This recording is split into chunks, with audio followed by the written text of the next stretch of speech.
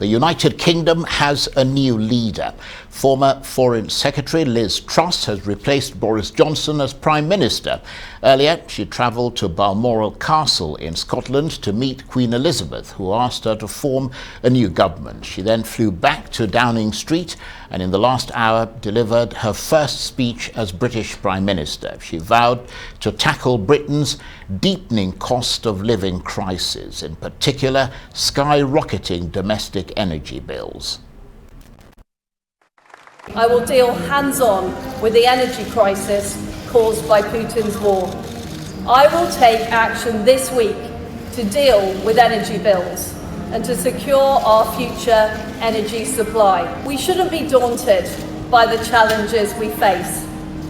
As strong as the storm may be, I know that the British people are stronger. Our country was built by people who get things done. We have huge reserves of talent, of energy and determination. I am confident that together we can ride out the storm. We can rebuild our economy and we can become the modern, brilliant Britain that I know we can be. Liz Truss. Well, for the very latest, we can cross live to Downing Street and speak to Arise chief correspondent John Cookson. Good to see you, John. So the end of the premiership of Boris Johnson as Liz Truss becomes Britain's fourth Prime Minister in 6 years. You were listening to that speech from Downing Street, John. What was it like in person?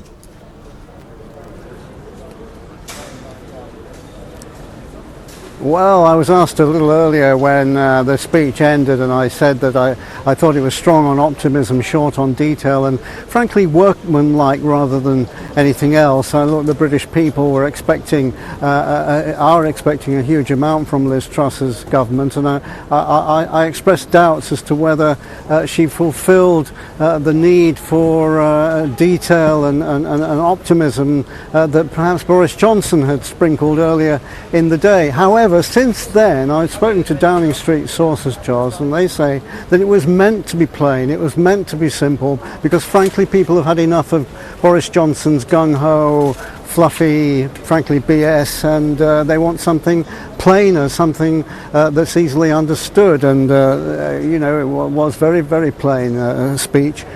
She promised tax cuts. Well, we know all about that already. She made that clear on the campaign trail. Some $35 billion worth of tax cuts in the pipeline from this new government.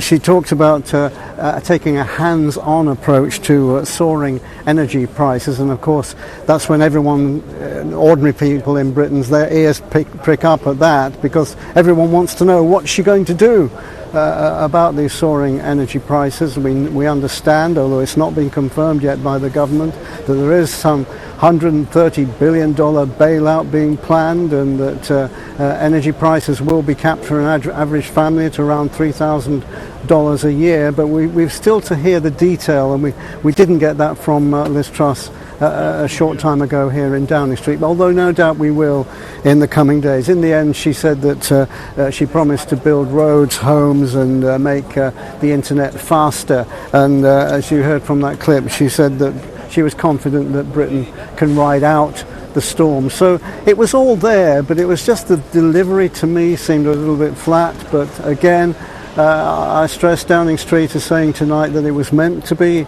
that way, and that this was a new era, that a page had turned in British political history. Charles. And John, of course, the new Prime Minister stepping into Downing Street, I mean, that's the real moment, isn't it, when she becomes the leader? How stirred were people in the UK, including yourself, of course, by that turning of the page?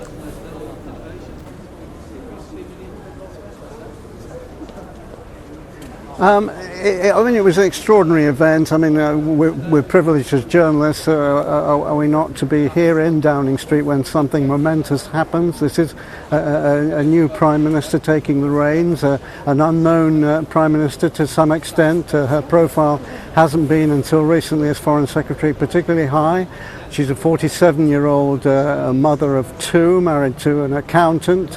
She only became an MP back in 2010. It took her 12 years to become Prime Minister. Maggie Thatcher, for example, took 20 years, and Winston Churchill took 40 years. So to some extent that she's an unknown quantity, although we do know that she's an accomplished political performer. And this is what she'll be doing right now, Charles. She's pulling together a cabinet that can run this country and get us through the economic headwinds that she talked about. A short time ago, Kwasi Kwarteng, the new Chancellor of the Exchequer, went in to number 10, followed by Suella Braverman, currently Attorney General, soon to be Home Secretary after Priti Patel stepped down. We haven't seen James Cleverly, the man earmarked as Foreign Secretary, yet, but maybe he'll turn up later.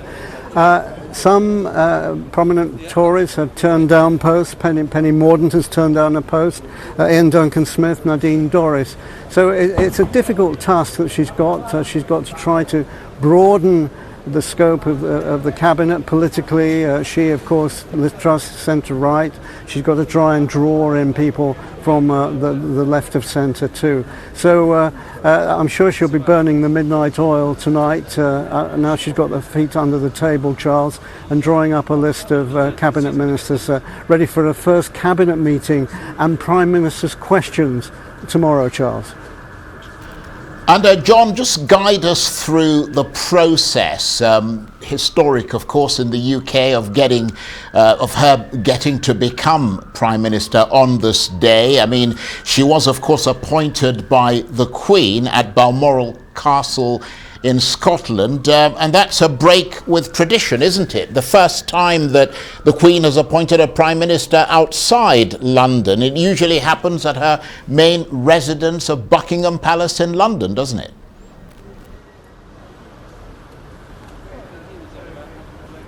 Yes, I'm glad you've asked that question because it really interests me, the whole tradition and the background to this. In fact, it's the first time the Queen has done this outside of Buckingham Palace, but the previous Queen Victoria, appointed Lord Salisbury Prime Minister, as I'm sure you remember, Charles, back in 1885 up at Balmoral, and another Prime Minister had to travel all the way to Biarritz to see Edward VII back in the 20th century. Just bear with me, let me see who's going in. Okay.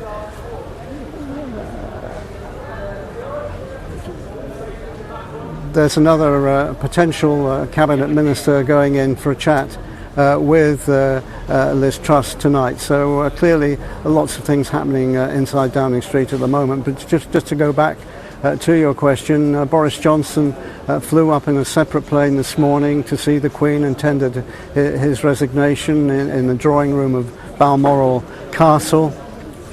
And then after that was over, and when Boris had been wished a pleasant goodbye by the Queen, and he had to carry his wife with him, then Liz Truss went in, and the Queen asked Liz Truss to form a government. The Queen, of course, being head of state, as well as the head of the legislature, the executive, and the judiciary. It's her government, and she was asked to form the new government, and Liz Truss said yes, and at that point power was transformed. Then Liz Truss flew back on her own government plane back down to West Drayton in West London and appeared here at Downing Street in monsoon conditions, Charles. I have to tell you, we've had torrential rain this afternoon at around 4:40 this afternoon. She made that statement on the steps of Downing Street. Charles. And John, we've got about a minute and a half or so. You've told us about the big economic challenge, but what about the international scene? The war in Ukraine, for example. Boris Johnson has, of course, been a staunch supporter of Kyiv. From what you know, are you confident that Britain's support of Ukraine under Liz Truss will continue to be as firm?